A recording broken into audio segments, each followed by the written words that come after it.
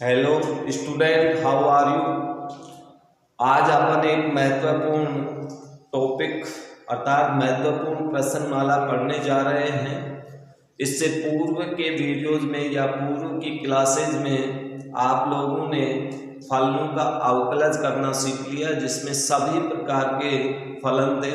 संयुक्त फलन थे, त्रिकोणमितीय फलन थे, प्रतिलोम त्रिकोणमितीय फलन थे, लघुगणकीय फलन थे, चरघातांकीय फलन थे।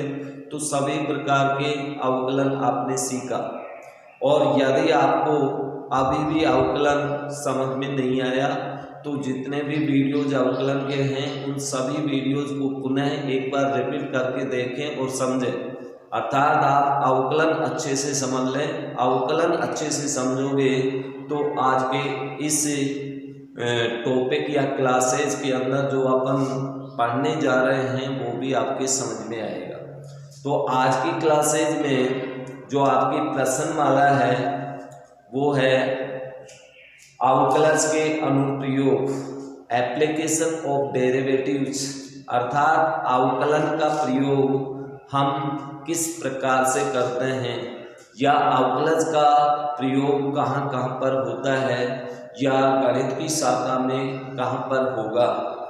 तो देखिए, गणित की विभिन्न शाखाओं के अंदर अवकलज का अनुप्रयोग होता है। जैसे इंजीनियरिंग है, साइंस है या ज्योमेट्रिकल साइंस है, तो उनमें बहुतायत से अवकलज का प्रयोग होता है। जैसा कि आप लोग फिजिक्स में भी पढ़ते हैं, तो फिजिक्स में भी आपके पास वहाँ पर अवकलज का प्रयोग होता है। तो अवकलज आपको अच्छे से सीखना है।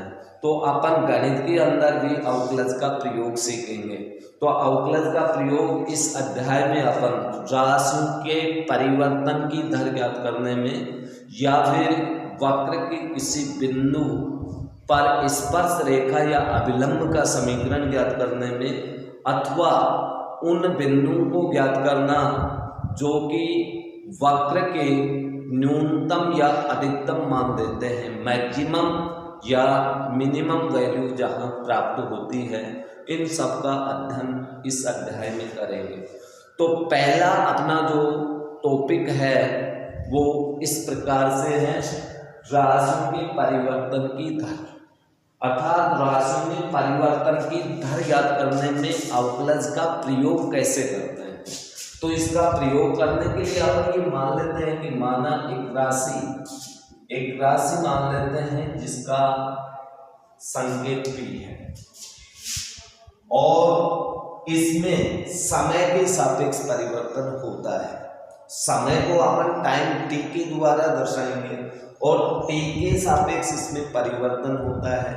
ये मान लेते हैं कि समय में आंशिक परिवर्तन डेल t के संगत इस राशि में परिवर्तन डेल p के संगत p में परिवर्तन डेल p, तब हम del p by del t को ही p में समय के सापेक्ष परिवर्तन की दर कहते हैं। राशि में समय के सापेक्ष परिवर्तन की दर कहते हैं।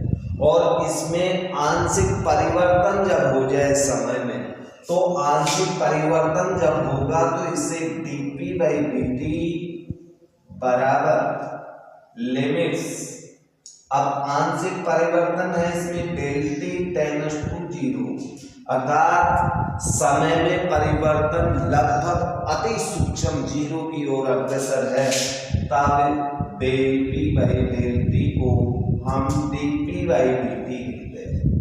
और dp बाई dt का अर्थ होगा समय के सापेक्ष p में परिवर्तन या p में परिवर्तन समय के सापेक्ष। कैसे लिख सकते हो?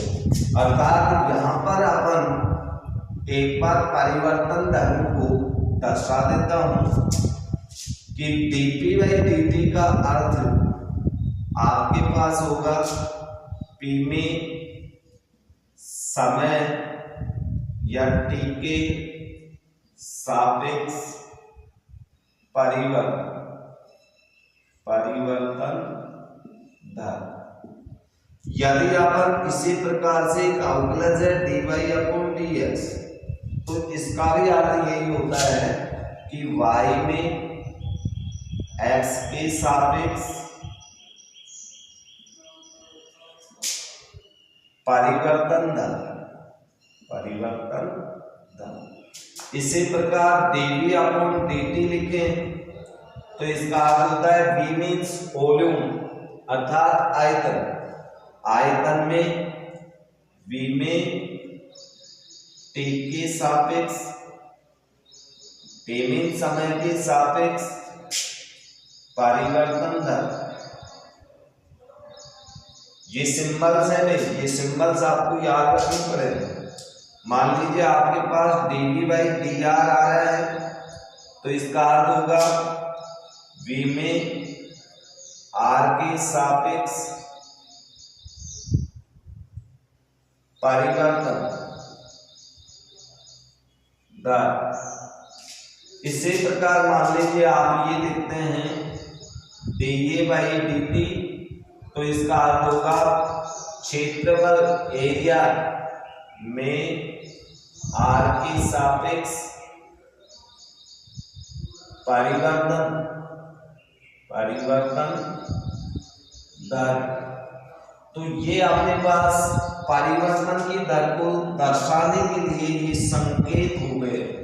इन संकेतों को आप याद रखें। आगे अपने पास है सीमांत लागत MC मार्जिनल कॉस्ट। यदि अपने पास उत्पाद की x इकाइयों का उत्पाद मूल्य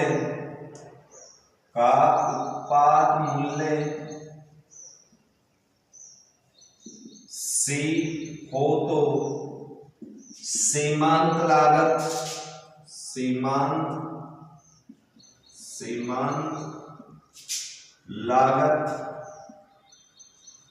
MC बराबर DC अपॉन DX। इस सूत्र की सहायता से अपन सीमांत लागत ज्ञात करते हैं। इसके बाद अपने पास आता है सीमांत आय, जिसको अपन संक्षिप्त में MR के द्वारा व्यक्त करते हैं मार्जिनल रेवेन्यू। ये मार्जिनल कॉस्ट होता है। यदि अपने पास x इकाई उत्पाद की हो और उनके विक्रय मूल्य से आय R प्राप्त हो, यानी विक्रय मूल्य करने पर उनको बेचने पर हमें जो आय प्राप्त होती है वो सीमांत आय कहलाती है। और सीमांत आय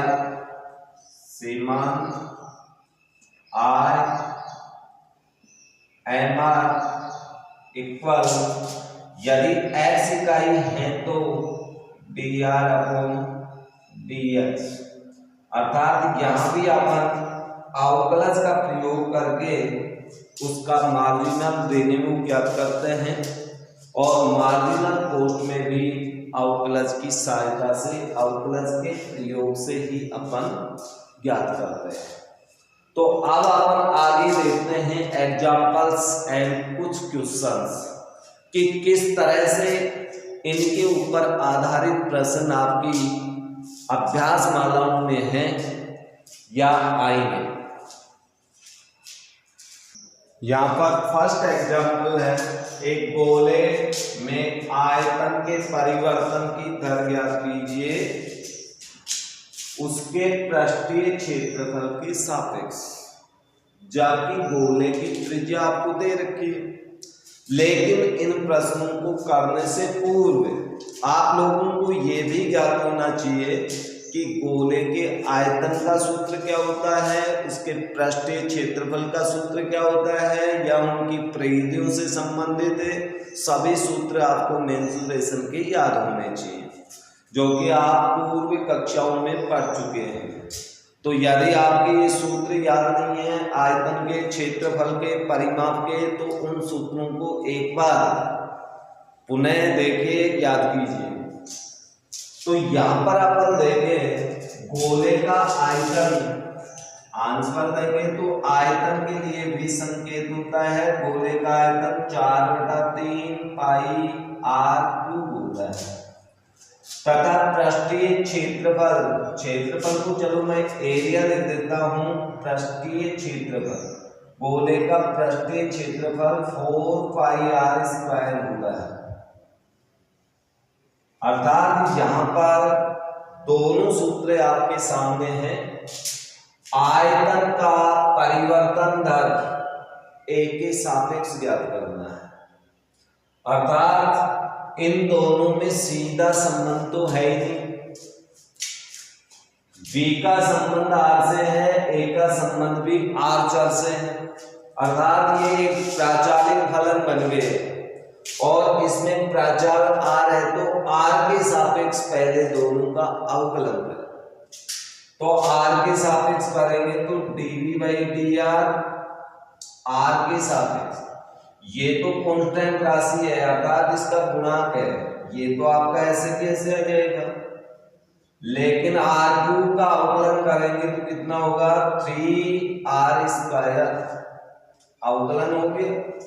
इसी प्रकार dA/dr इसका भी r के सापेक्ष अवकलन, जब इसका r के सापेक्ष अवकलन करेंगे तो ये तो गुणांक है लेकिन r² का क्या होगा 2r। कुल मिलाकर के dv/dr बराबर 3 से 3 कट गया 4 पाई r² और dv/dr dA/dr हमें प्राप्त हो गया 8 पाई r। लेकिन हमें ये नहीं ज्ञात करना, हमें ज्ञात करना था कि आयतन में परिवर्तन की दर किसके सापेक्ष, क्षेत्रफल के सापेक्ष, एक के सापेक्ष।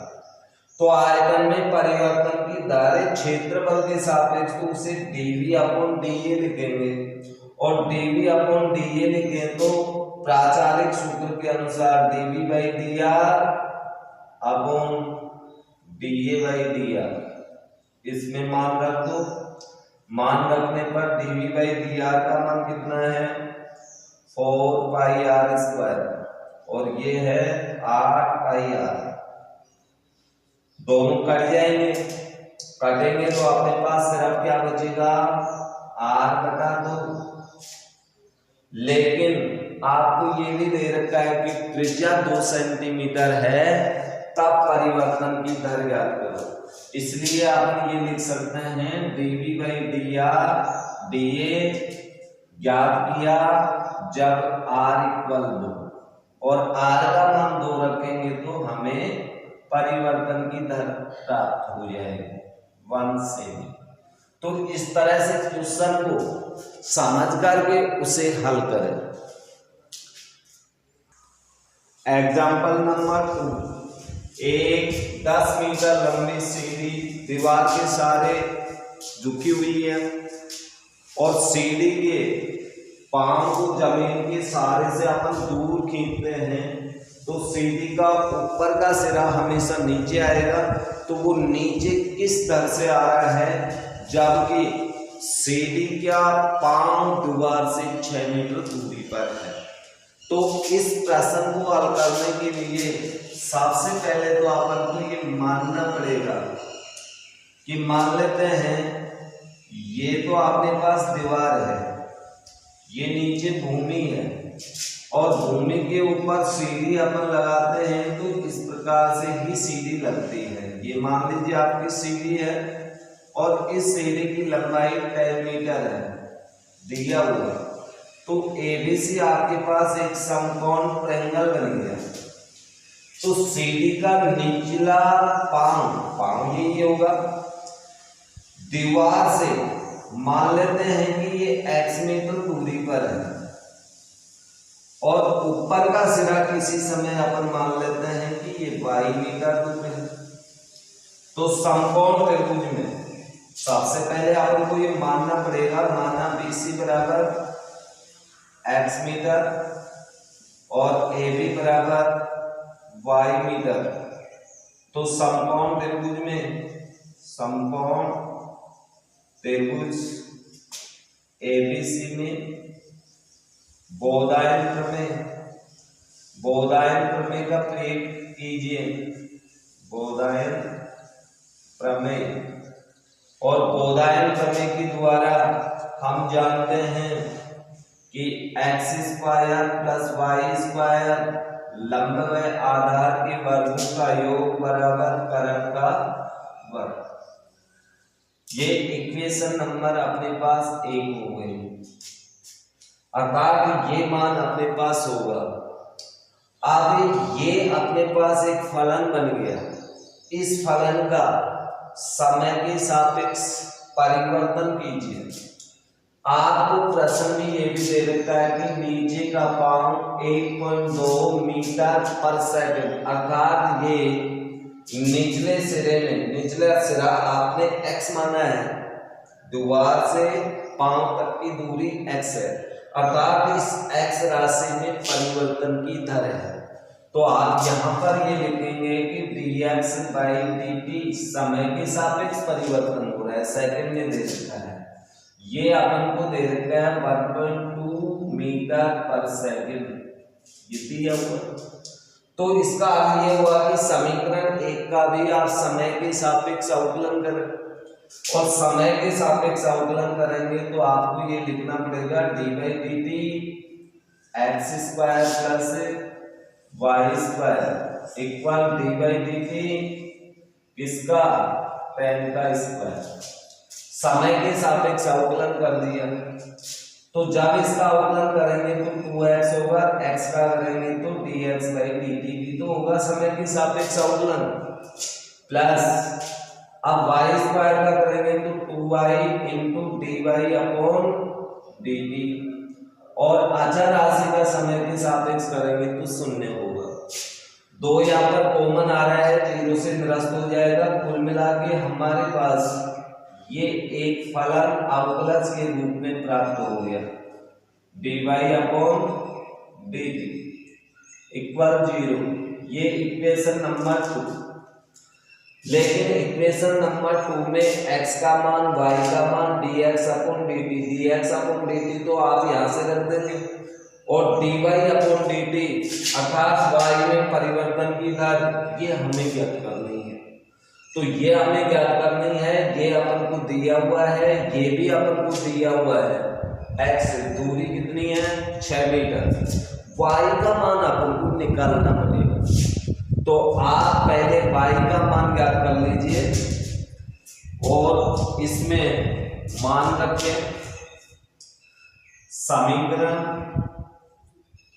1 से x बराबर 6 मीटर, तो 6 square plus y square equal 10 square, और इसे आप करेंगे तो वाई स्क्वायर इक्वल टू कितना आ जाएगा, वाई इक्वल अपने पास 8 मीटर।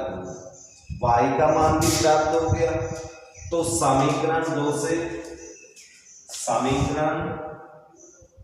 से अब 2 में अपन मान रखते हैं, तो x का मान, x मीन्स कितना है 6, dx अपॉन dt कितना है 1.2, प्लस y का मान कितना है 8 into dy upon dt equal 0। इसे पक्षांतरण करके मान ज्ञात कीजिए। 8 dy अपॉन dt इक्वल ये कितना हो गया 7.2 माइनस dy अपॉन dt भाग देंगे 7.2 बाई 8 का भाग दे दीजिए, माइनस कितना आएगा 0.9 मीटर पर सेकंड। यहाँ पर ऋणात्मक चिन्ह इस बात का संकेत कर रहा है कि y में कमी हो गई है, अर्थात y यहाँ से यहाँ तक की ऊंचाई में कमी आएगी। जब सीढ़ी को अपन इधर खींचेंगे तो ऊपर का सिरा नीचे की ओर फिसलेगा, तो आप ये लिख सकते हो, इसलिए ऊपर का सिरा 0.9 मीटर पर सेकंड की दर से नीचे फिसलता है। यहां पर इस प्रकार से आप क्वेश्चन को हल करें। यहां पर ये भी जरूरी नहीं है, आप पहले इसमें x बराबर 6 रख करके y का मान प्राप्त कर लीजिए, बाद में समय के सापेक्ष अवकलन कर लीजिए और किसी भी तरह से आगे पीछे कर सकते हो। लेकिन कुल मिलाकर के आपके दिमाग में क्वेश्चन पढ़ने के बाद में ये पता चल जाना चाहिए कि किन राशियों का मान दे रखा है और कौन सी राशियों का मान आपको ज्ञात करना है। यहाँ पर एग्जाम्पल नंबर 3 को देखिए। एक घन का आयतन 9 घन सेमी पर सेकंड की दर से बढ़ रहा है और जब घन की कोर की लंबाई 10 सेमी हो उस समय आप ज्ञात कीजिए कि उसके पृष्ठीय क्षेत्रफल में किस प्रकार परिवर्तन होगा। तो सबसे पहले आप ये देखिए कि ये जो मान दे रखा है घन सेमी पर सेकंड अर्थात आयतन में परिवर्तन की दर आपको दिया होगा। तो जैसे ही आप उत्तर लिखेंगे तो सबसे पहले आप लिखेंगे dV/dt का मान, समय के सापेक्ष परिवर्तन दिया हुआ है 9 घन सेमी पर सेकंड, ये मान तो आपको दिया हुआ है और अपन को क्या करना है पृष्ठीय क्षेत्रफल में। चलो भुजा का मान भी देख देता हूं, भुजा या कोण, इसको संकेत में x मान लेता हूं, x = 10 से। तो हम जानते हैं घन का आयतन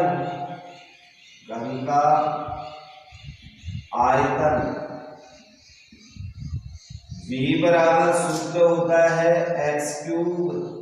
यदि भुजा को x माना है तो घन का आयतन x³ होगा। अब इसका समय के सापेक्ष अवकलन करो dV/dt, तो इधर भी dV/dt होगा x³ का, और जब इसका समय के सापेक्ष अवकलन करेंगे तो x³ का होगा 3x², लेकिन x का भी तो करना पड़ेगा dx/dt, और dV/dt का मान आपको दिया हुआ है तो ये dV/dt हो गया। या इससे अपन ये मान निकाल सकते हैं dx/dt का, और dx/dt का मान होगा 9/3x², अर्थात dx/dt का मान अपन इस प्रकार से प्राप्त कर चुके हैं 3/x²। x में समय के सापेक्ष परिवर्तन, ये सेंटीमीटर पर सेकंड लिखेंगे आप, इसकी इकाई भुजा में परिवर्तन की दर। अब इसके बाद में अपन को निकालना है इसमें पृष्ठीय क्षेत्रफल किस दर से बढ़ेगा, अर्थात पृष्ठीय क्षेत्रफल में क्या परिवर्तन होगा। तो पृष्ठीय क्षेत्रफल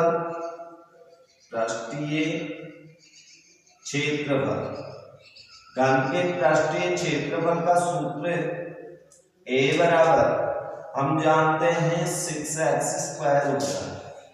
अब इसका भी समय के सापेक्ष ही परिवर्तन यानी अवकलन करें t के सापेक्ष dA/dt, तो इधर भी तो आपके पास d/dt x² आएगा, तो 6 × x² का क्या होगा 2x, लेकिन x का करना पड़ेगा dx/dt। अब इसमें आप मान रख दीजिए 12x × dx/dt का मान अपने पास आया हुआ है पहले, तो ये मान अपन रखेंगे 3/x²। तो हमारे पास x से x कट गया 36/x, और x का मान आपको दिया हुआ है dA/dt, ये अपन को प्राप्त हो गया। लेकिन x भुजा को उस समय पृष्ठीय क्षेत्रफल में परिवर्तन की दर निकालनी है जब भुजा गोल की लंबाई 10 सेमी हो। तो 10 पर आपको ज्ञात करना है, तो आप ये लिखेंगे, इसलिए dA/dt का मान जब x = 10 अर्थात भुजा की कोर की लंबाई 10 सेमी हो तो हमें प्राप्त होगा 36/10। x का मान 10 रख दिया तो कितना प्राप्त हुआ 3.6। लेकिन ये क्षेत्रफल है, क्षेत्रफल की इकाई क्या होगी वर्ग सेमी। लेकिन बाई dt है तो पर सेकंड, ये इकाई भी आपको लिखनी पड़ेगी। इकाई में भी गलती नहीं होनी चाहिए, नहीं तो आपके नंबर्स कट जाएंगे। एग्जाम्पल नंबर 4, एक गोल बुलबुले का पृष्ठीय क्षेत्रफल 2 वर्ग सेमी पर सेकंड की दर से बढ़ रहा है, अर्थात ये पृष्ठीय क्षेत्रफल में परिवर्तन की दर है समय के सापेक्ष। यदि बुलबुले की त्रिज्या 6 सेमी हो तो बुलबुले का आयतन किस दर से बढ़ रहा है। तो सबसे पहले तो आप ये देखें कि क्वेश्चन के अंदर आपको कौन कौन से मान दिए हैं। पृष्ठीय क्षेत्रफल में परिवर्तन की दर dA किसके सापेक्ष समय के सापेक्ष 2 सेमी वर्ग सेमी पर सेकंड, ये तो आपको दिया हुआ। एक आपको दिया हुआ है r = 6 सेंटीमीटर। निकालना क्या है अपन को dV/dt आयतन में परिवर्तन की दर समय के सापेक्ष ये ज्ञात करना है। तो सबसे पहले हम इसके अकॉर्डिंग चलेंगे। तो चूंकि अपन को ये मालूम है कि गोले का पृष्ठीय क्षेत्रफल 4πr² होता है, लेकिन इसका अवकलन dA/dt समय के सापेक्ष कर रहे हैं तो 4π × r² का करेंगे तो 2r होगा, लेकिन r का भी तो समय के सापेक्ष करना पड़ेगा dr/dt, ये इसका अवकलन होगा।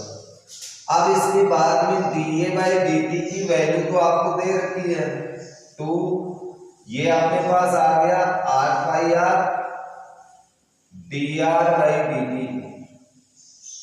या dr/dt का मान ज्ञात करें पक्षांतरण के द्वारा, तो dr/dt के सापेक्ष पक्षांतरण करेंगे तो 8πr बाहर में चला जाएगा, अर्थात 2/8πr, या dr/dt त्रिज्या में समय के सापेक्ष परिवर्तन, और त्रिज्या में समय के सापेक्ष परिवर्तन इस प्रश्न में 4πr होगा, ये इक्वेशन नंबर।